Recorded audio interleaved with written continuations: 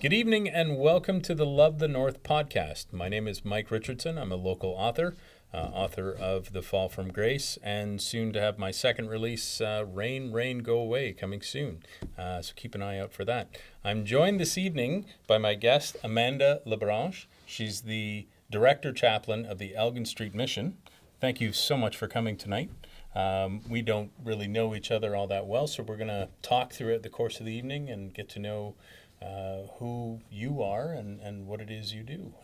So to that end, why don't you tell me a little bit about the Director Chaplain's position at the Elgin Street Mission? Sure. Thanks so much for the invite. I really appreciate it. I appreciate being here and talking about the Elgin Street Mission. So we are in the downtown core. We serve about 350 people a day.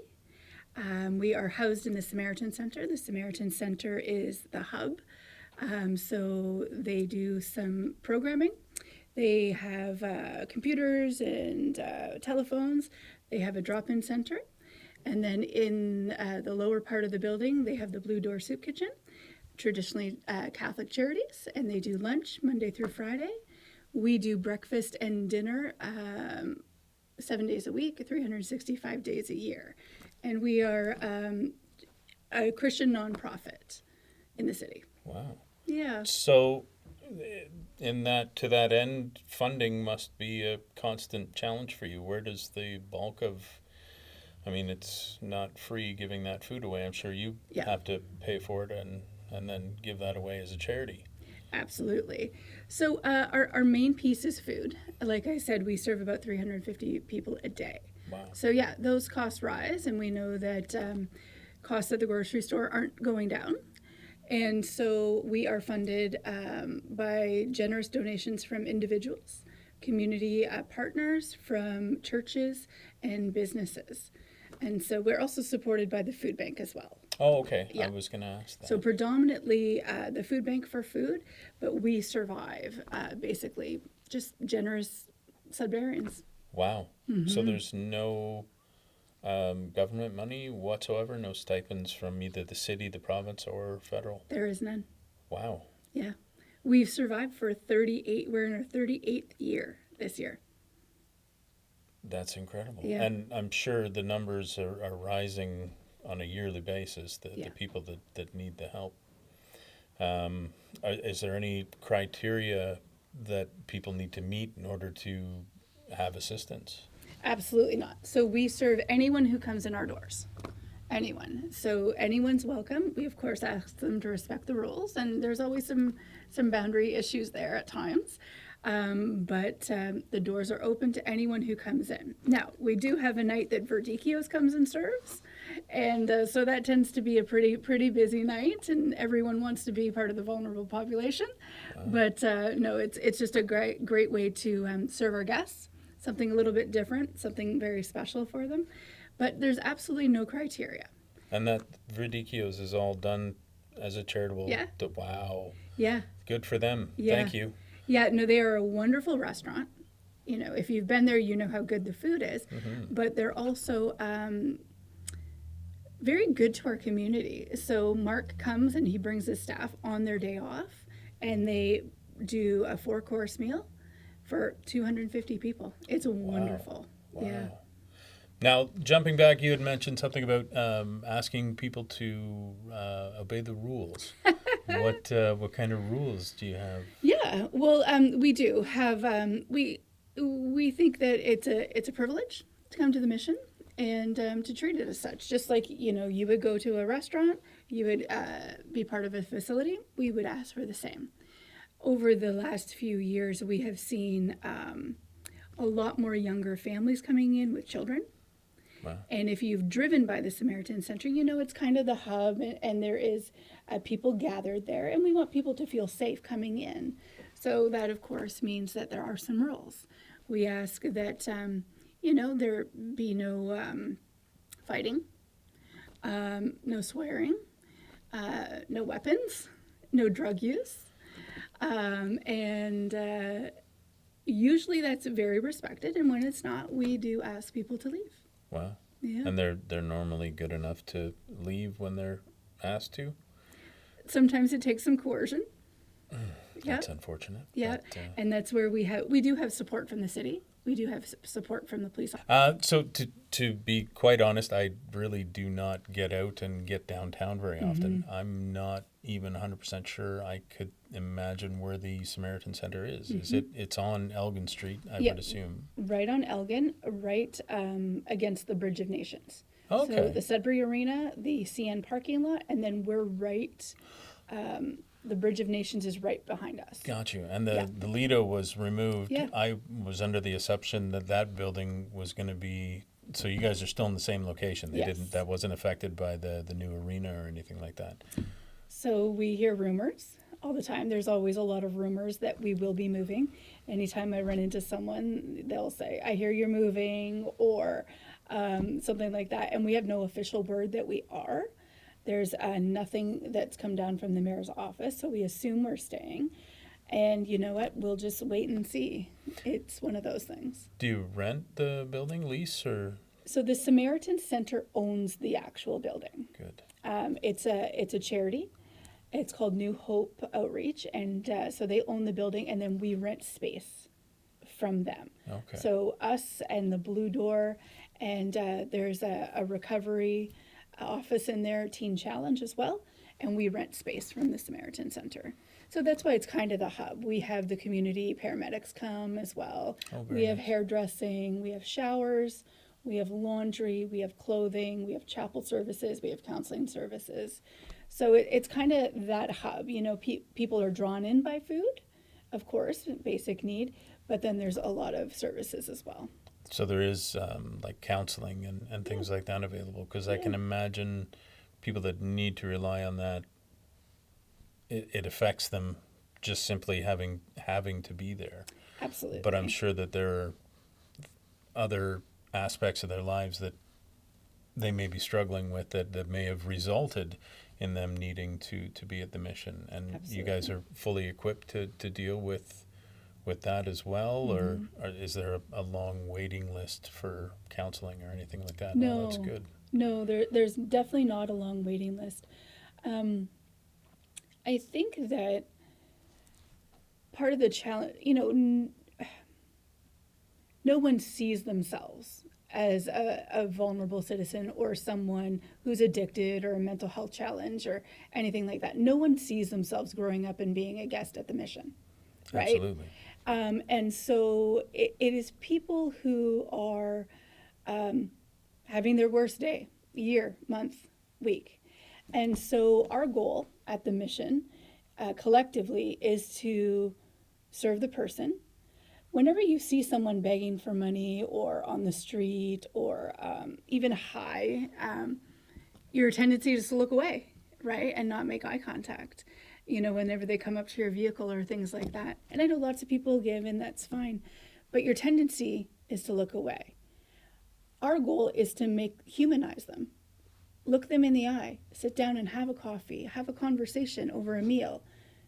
If you want to talk, let's talk. And so there's no long waiting list. There's no,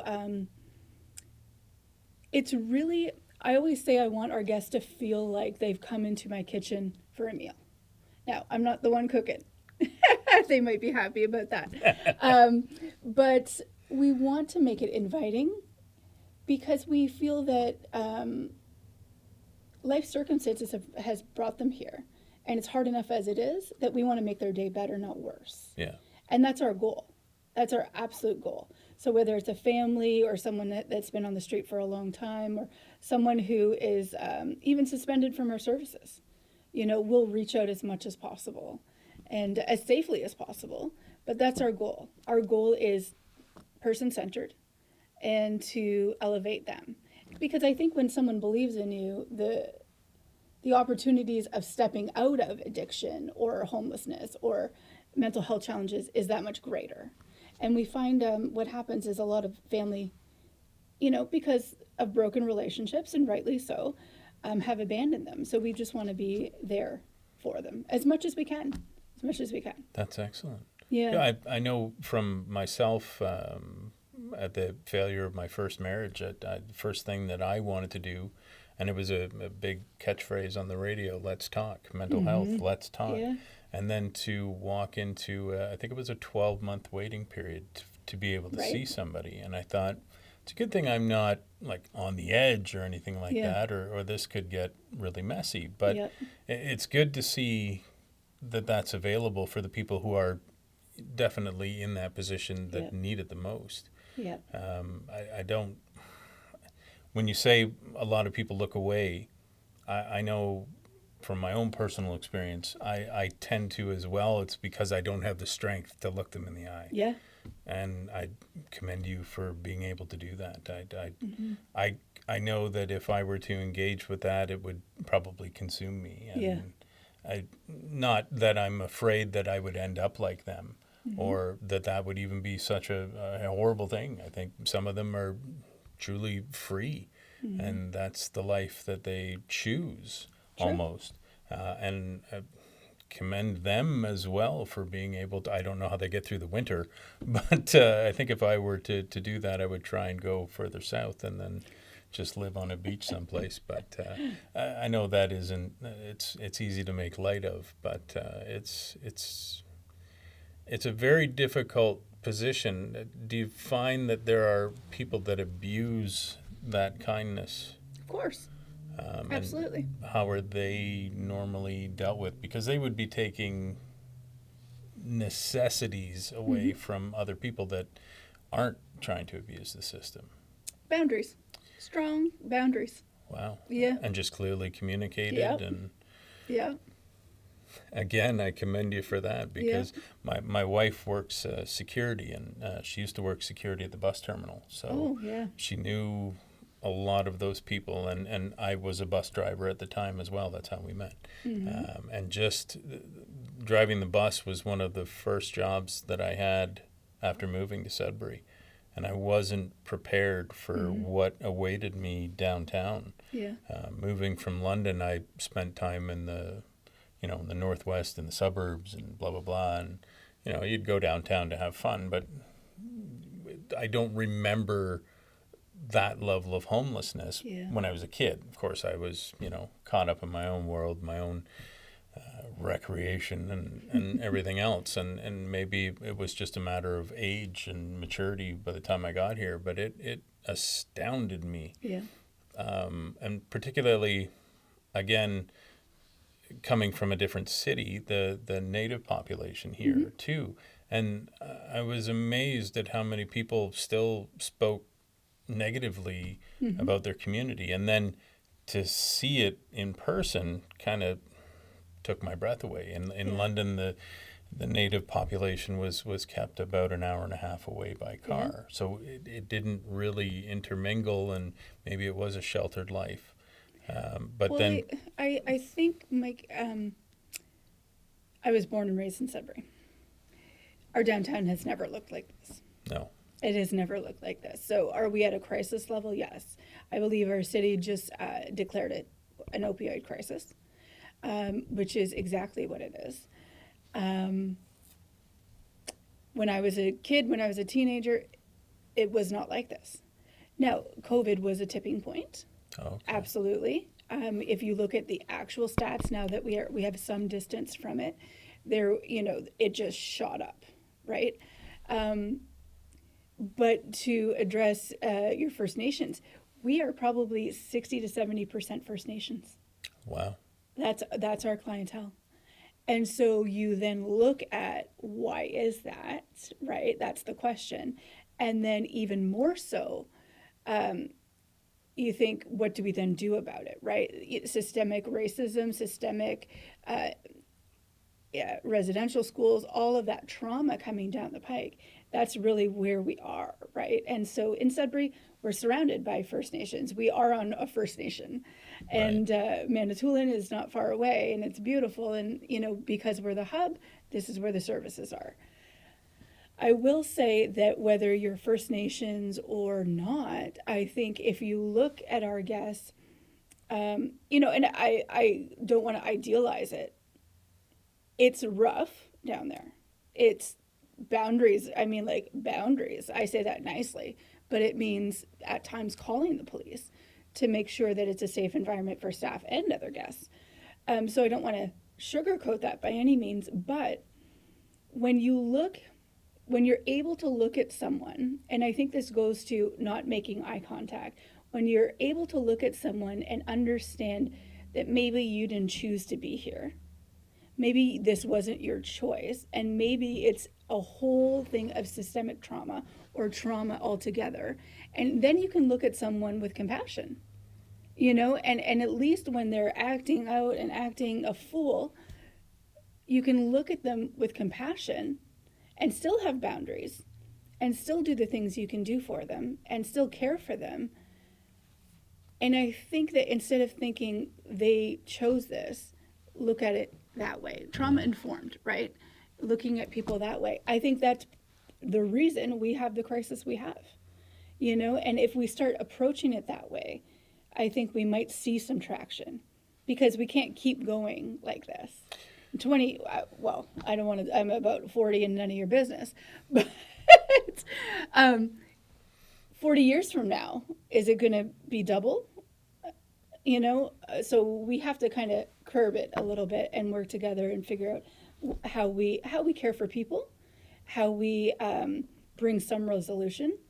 I think a community is as strong as the way you treat its weakest member, right? And Absolutely. So what do we then do with this problem, And I understand people are getting frustrated, being asked at every single light, and all of a sudden it's in their neighborhoods and it's in their backyards and things like that.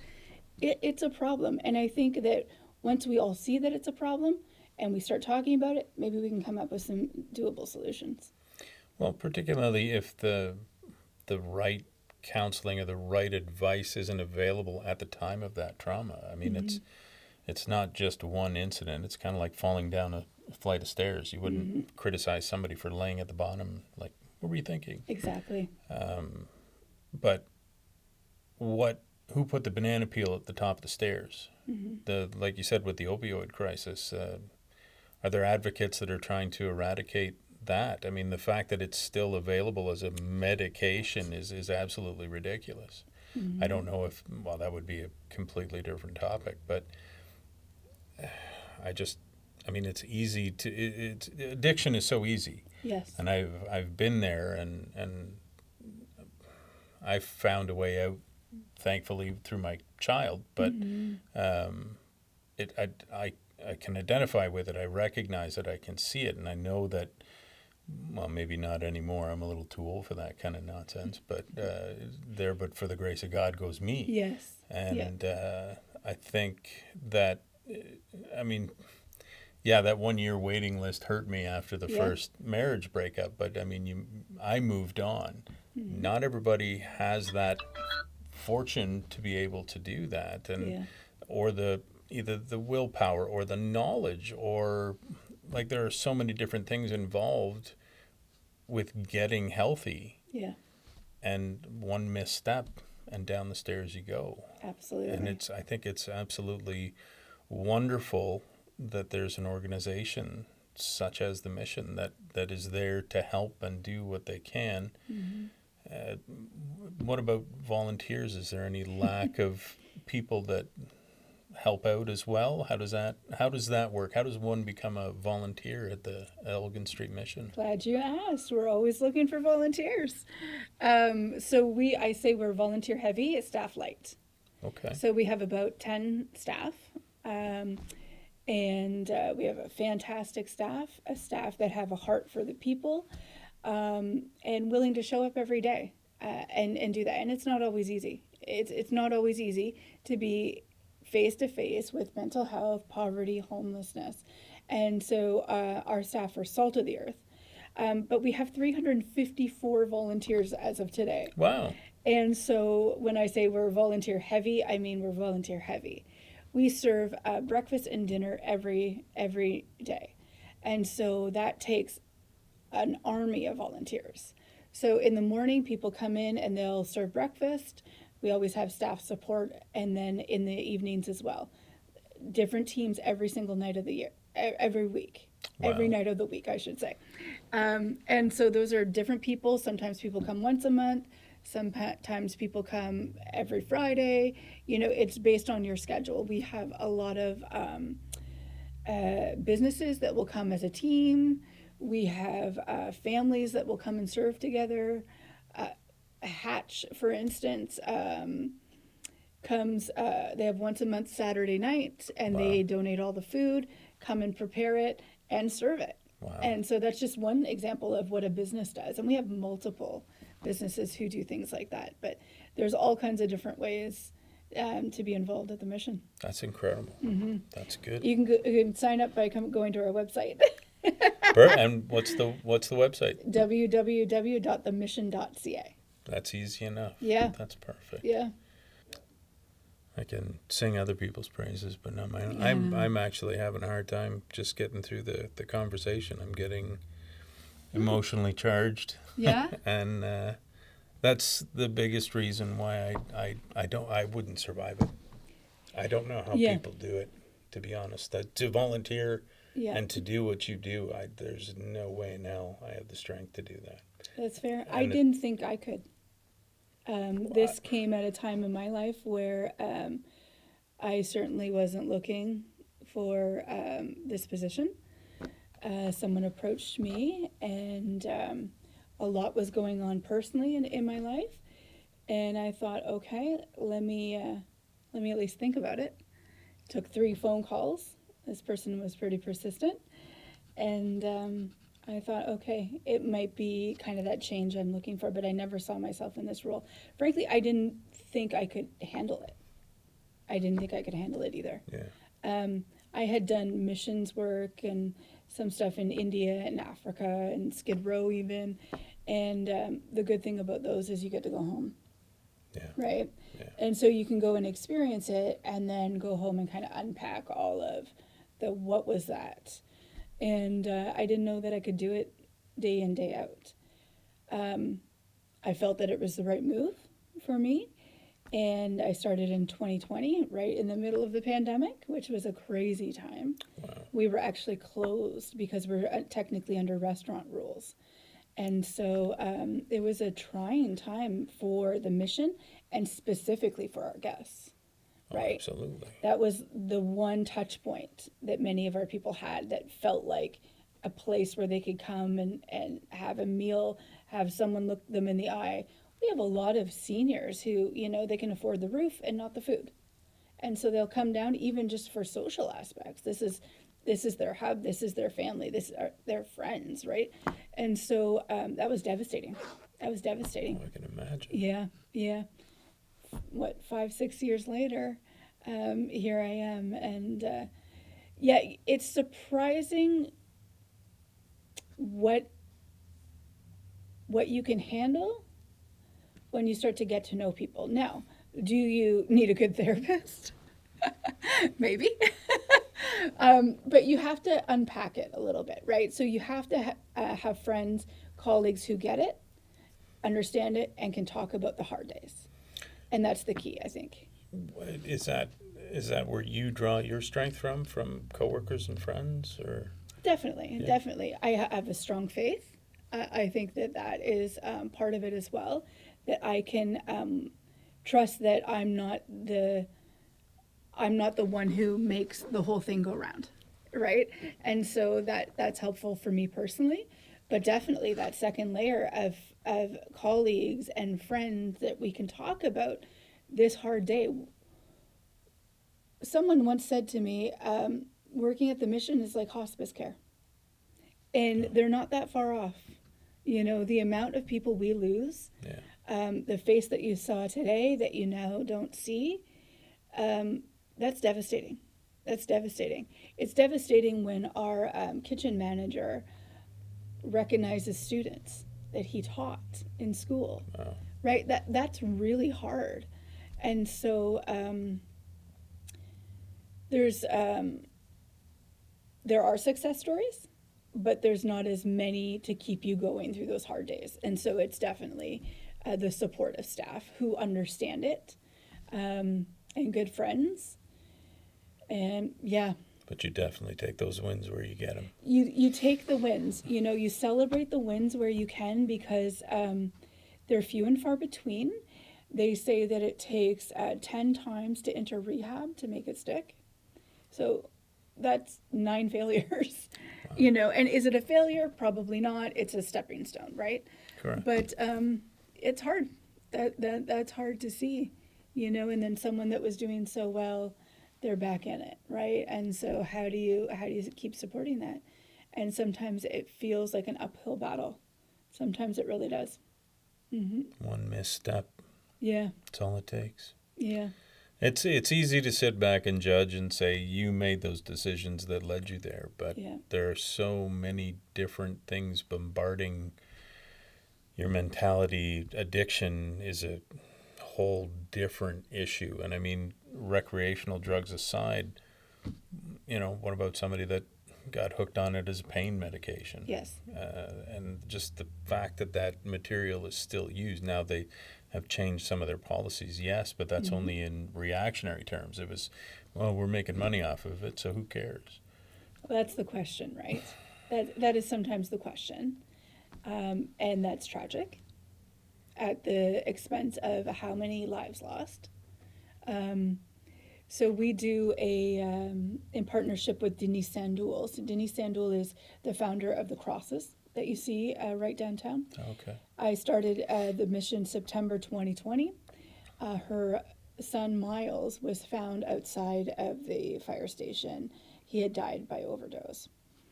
Now, she has turned a terrible tragedy into something positive and kind of shone some light to the entire city, because you cannot drive by without asking what those crosses are about.